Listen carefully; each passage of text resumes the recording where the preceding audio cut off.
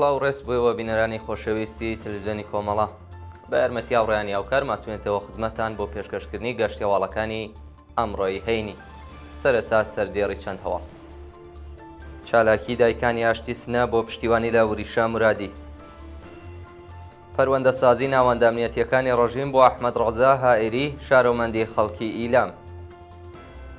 مانگرتن لە خواردنی بەندکراوانی سیاسی زیندانی کارشەهێر لە باکووری کوردستان. ناڕەزایەتی چالاکانی ژینگەی سەواتکۆ لە ئاسپیسکردنی چۆمی تەلار.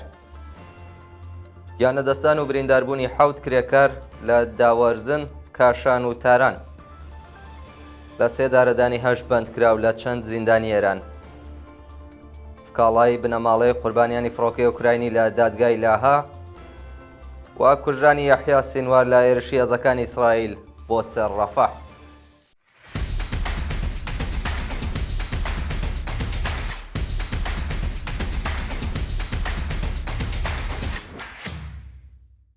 درێژەی هەواڵەکان. چالاکی دایکانی ئاشتی سنە بۆ پشتیوانی لە وریشە مرادی. دایکانی ئاشتی سنە ڕۆژی پێنجشەممە 26 ڕازبەر لە چالاکیەکدا بۆ پشتیوانی لە وریشە مرادی مانگرتنی چەند ڕۆژەیان ڕاگەیاند.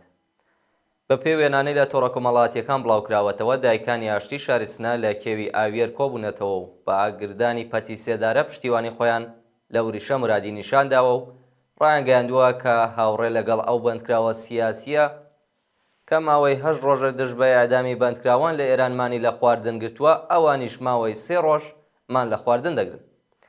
دایکانی ئاشتی داوایان لە چالاکان و ڕێکخراوەکانی مافی مرۆڤ کرد پشتیوانی لە مانگرتنی وریشە مرادی و هەموو بەندکراوانی سیاسی کارزاری سێشەمەکانی نابۆ ئەعدام بکەن و ڕێگە نەدەن زیاتر لەمە ڕۆڵەکانی وڵات لەلایەن کۆماری ئیسلامیەوە لە سێدارە بدرێن. پەروەندەسازی ناوەندامنیەتیەکانی ڕژیم بۆ ئەحمەد ڕەزا هائیری شارۆمەندی خەڵکی ئیلام.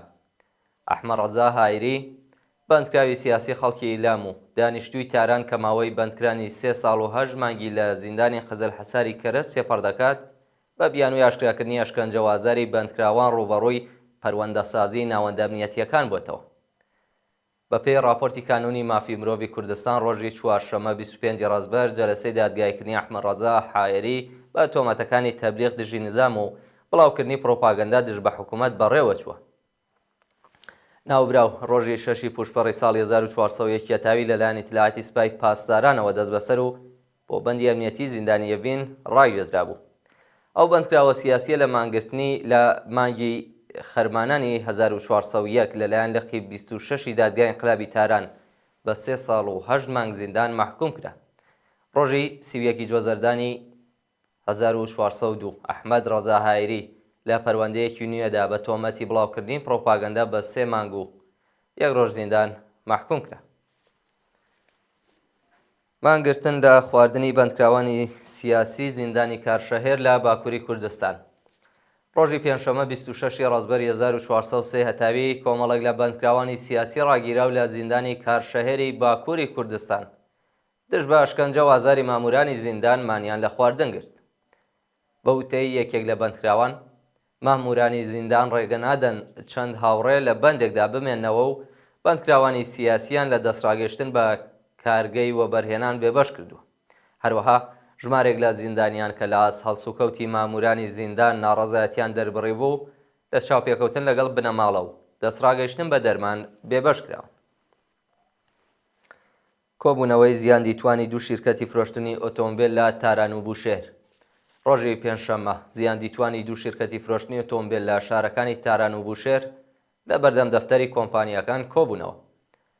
بە پێی راپۆرتەکان ماڵدەزراوانی شیرکەتی بۆستاناریا خۆدڕە و لە شاری بوشێر کۆبوونەوەی ناڕەزایەتیان بەڕێوە بردووە و خوازیاری قەرەبووکردنەوەی زیانەکانیان بوون. بە وتەی یەکێک لە ماڵدەزراوان، زۆربەی بەرپرسانی دەوڵەتی بوشێر دەستیان لەو تاڵانکاریەدا هەبووە و دەستگای قەزای وەڵامی سکاڵاکانیان ناداتەوە. لەلایەکی دیکەوە ژمارێک لە کرێکارانی شیرکەتی فەرداز مۆتۆر لە شاری تاران لە بەردەم دەفتەری کۆمپانیا کۆبوونەوە و خوازیاری ڕادەستکردنی ئۆتۆمبیلەکانیان بوون. ناڕەزایەتی چالاکانی ژینگەی سەواتکۆ لە ئاسپیسکردنی چۆمی تەلار. بە پێی ویدیوانەی لە تۆڕە کۆمەڵایەتیەکان بڵاوکراوەتەوە، ژمارێک لە چالەکانی ژینگە پارێزی سەواتکو لە ئاسپیسکردنی چۆمی تەلار لەلایەن معدەنی خەڵوزی ئەلبورزی ناوەندی ناڕەزایەتیان دەربڕیوە. بەوتەی ژینگە دۆستان معدەنی خەڵوزی ئەلبورزی ناوەندی پاشماوەکەی دەڕژێنێتە نێو چۆمی تەلار و ئاوی ئەو ڕووبارە بەهۆی هەبوونی مادەی معدەنی قورس ڕەش بووە و بە سەدان بوونەوە گیانیان لەدەستاوە. یەکێک لە ناڕازیان ڕایگەیاندووە کە ئەو چۆمە دەڕژێتە نێو ئاوی دەریای خەزەر و ئەگەر چارەسەرێکی بۆ نەدۆزنەوە بە هەزاران ماسی و بوونەوەری دیکەی نێودەریا لە نێو دەچێت و ئێکۆسیستەمی باکووری ئێران کە بە خۆراکی دەریاییەوە گرێدراوە تێک دەچێت. یان لەدەستان و برینداربوونی حەوت کرێکار لە داوەرزن، کاشان و تاران. ڕۆژی پێنجشەممە 26 ڕازبەر بەهۆی دوو ڕووداوی کار لە شارەکانی کاشان، داوەرزان و تاران 4 کرێکار گیانیان لەدەستاوە و 3 کرێکاری دیکەش بریندار بوون. بە پێی راپۆرتەکان دوو کرێکاری خەڵکی مەلایر بە ناوەکانی ئەمیر حسین ئیبراهیمی و ئەمیر محەممەد ئیبراهیمی لە کاتی کارکردن لە کارخانەیەکی توانەوەی ئاسن لە شاری کاشان بەهۆی تەقینەوەی کوورەی توانەوەی ئاسن گیانیان لەدەستداوە. لەلایەکی دیکەوە 3 کرێکاری خەڵکی داوەرزن لە کاتی کارکردن لە تەنیشت بینایەکی کۆن بەهۆی ڕووخانی دیوار بەسەریاندا بە سەختی بریندار بوون و یەکێکیان بەهۆی قورسی برینەکانی گیانی لەدەستداوە. هەروەها لە شاری تاران دوو کرێکاری ئەفغانستانی لە کاتی کارکردن لە نێو بیرێکدا تووشی بەڕگرتووی بوون و یەکێکیان گیانی لەدەستاوە و کرێکارەکەی دیکە ڕەوانەی ناوەندە دەرمانیەکان کراوە. لە سێدارەدانی 8 بەندکراو لە چەند زیندانی ئێران لە ڕۆژانی ڕابردوودا 8 بەندکراو بە تۆمەتەکانی پەیوەندیدار بە مادەی هۆشبەر و کوشتنی بانقەست لە زیندانەکانی ئیسفەهان، مەشەد، شیراز، دسپول، هەمەدان، مەشەد و قەزوێن لە سێدارە دراون. بە پێی راپۆرتی کانونی مافی مرۆڤ ئێران 3 بەندکراو بە ناوەکانی عەباس کەریمی، موحسین موختاری و ڕامین محەممەدوەند بە تۆمەتی کوشتنی بە ئەنقەز لە زیندانەکانی ئیسفەهان، شیراز و دسپول ئیعدام کراون. هەروەها حکمی ئەعدامی دوو بەندکراو کە یەکێکیان ناوی ڕەسوڵ فەیلی بووە و ژنێک کە ناسناوی تا ئێستا ئاشکرا نەکراوە بە تۆمەتی پەیوەندیدار بە مادەی هۆشبەر لە زیندانی هەمەدان جێبەجێ کراوە.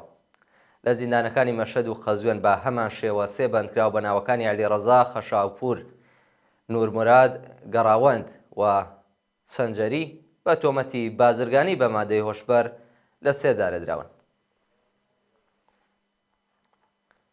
سکاڵای بنەماڵەی قوربانیانی فڕۆکەی ئوکراینی لە دادگای لاها. ئەنجومەنی بنەماڵە دادخوازەکانی فڕۆکەی ئوکراینی کە لەلایەن سوپای پاسدارانەوە خرایە خوارەوە لە ماڵپەڕی ئێکسدا ڕایگەیاند سکاڵایان لە دژی کۆماری ئیسلامی لە دیوانی نێودەوڵەتی دادگوستەری تۆمار کردو. ئەو هەنگاوە بەشێکە لە چەند ڕەوەندی یاسایی کە لە ڕێکخراوی جیهانی هەوانەوەردی، دیوانی نێودەوڵەتی دادگوستەری و دیوانی نێودەوڵەتی کەیفەریش بە دوواداچوونی بۆ کراوە. بە پێی ئەو سکاڵایە کۆماری ئیسلامی 1 ساڵ مۆڵەتی هەیە تاکو بەڵگەی پێویست ڕادەستی دیوانی نێودەوڵەتی دادگوستەری بکات. بنەماڵەی قوربانیانی فڕۆکەی ئوکراینی هەروەها خوازیاری کرانەوەی پەروەندەی جینایی لەلایەن پۆلیسی فێدراڵی کاناداوە بوون. کوژرانی یەحیا سینوار لە هێرشی هێزەکانی ئیسرائیل بۆ سەر ڕەفەح. ڕۆژی پێنجشەممە 26 ڕازبەر هێزەکانی ئەرتەشی ئیسرائیل هێرشیان کردە سەر خانوویەک لە شاری ڕەفەح و پاش شەڕ و پێکدادان تەرمی یەحیا سینوار سەرۆکی گروپی حەماسیان لەگەڵ دوو فەرماندەی و گروپە دۆزیەوە. هاوکات لەگەڵ بردومانی چڕی بەقاع، سەور، نەبەتیە و غەزە لەلایەن فڕۆکەکانی ئیسرائیل کە بووە هۆی گیانەدەستانی نزیکەی 20 کەس یەحیا سینوار و دوو فەرماندەی حەماس بە ناوەکانی مەحموود حەمدان و هادی حەمدیان لە هێرشەکانی هێزەکانی ئیسرائیل بۆ سەر ڕەفەح کوژان. کوژانی یەحیا سینوار دەنگدانەوەی زۆری لە نێو کۆمەڵگای جیهانی بە دوای خۆی داهێنا و بەرپرسی دەوڵەتی ئیسرائیل داوایان لە چەکدارانی حەماس کردووە خۆیان ڕادەستی ئەرتەشی ئیسرائیل بکەن. و دوایین هەواڵمان سەبارەتە بە هەژاری و ژیانی 9 ملیارد کەس لە ناوچە جەنگیەکانی جیهان. لە جیهاندا ملیۆنان کەس بەهۆی ئاڵۆزی و شەڕەوە و لە هەژاریدا دەژین و دەستیان بە پێداویستیە سەرەتاییەکانی ژیان وەکو خۆراک و کارەبا و خوێندنگە ناگات. نەتەوە یەکگرتووەکان و کۆمیتەی دەستپێشخەری گەشەپێدانی مرۆیی و هەژاری لە زانکۆی ئاکسفۆرد پێداچوونەوەیان بە داتاکانی 112 وڵاتدا کردووە و بە پشتبەستن بە راپۆرتێکی نوێ کە بە بۆنەی ڕۆژی جیهانی خۆراک واتە 16 ئۆکتۆبر بڵاوکراوەتەوە 1 ملیارد و 100 ملیۆن کەس لە جیهاندا لە ژێر هێڵی هەژاریدا. نیشاندەرەکانی ئەم راپۆرتە بریتین لە بابەتگەلێکی وەک نەبوونی خانوبەرە، بێهداشت، کارەبا، سوتەمەنی، دەرمان، خۆراک و ئامادەبوون لە قوتابخانە. بە پێم راپۆرتە نزیکەی 548 ملیۆن لەو کەسانە تەمەنیان لە خوار 18 ساڵەوەیە کە 27.9% منداڵانی جیهان دەگرێتەوە. راپۆرتەکە لە درێژەدا ئاماژەی بەوەش کردووە کە نزیکەی 40% هێژارانی جیهان واتە 455 ملیۆن کەس لەو ناوچانەدا دەژین کە بەهۆی ململانێن سەربازیەکانەوە زیانیان بەرکەوتووە و لەو ناوچانەشدا ڕێژەی هەژاری 3 هێندە زیاتر لەو ناوچانەیە کە ململانێ و شەڕیان تێدا نییە.